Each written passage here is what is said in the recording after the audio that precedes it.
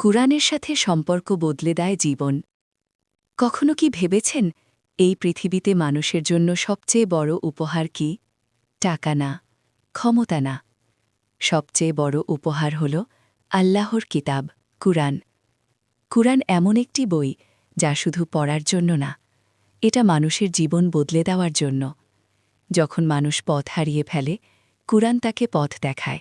যখন মন ভেঙে যায়, কুরআনের আয়াত হৃদয়কে শান্ত করে। অনেক মানুষ আছে যারা দুঃখের সময় কুরআন খুলে বসে, কয়েকটা আয়াত পড়ে আর অদ্ভুত এক শান্তি অনুভব করে। কারণ কুরআন শুধু শব্দ না, এটা আল্লাহর বাণী।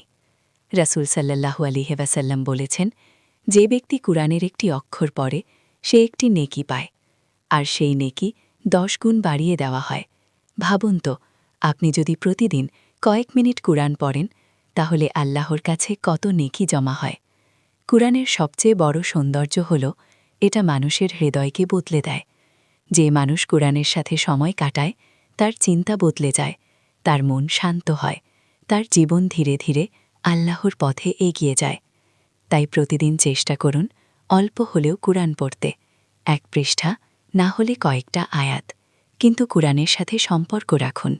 কারণ কুরআন এমন এক আলো যা মানুষের জীবনের অন্ধকার দূর করে। আল্লাহ আমাদের সবাইকে কুরআনের সাথে গভীর সম্পর্ক গড়ে তোলার তৌফিক দান করুন। আমিন।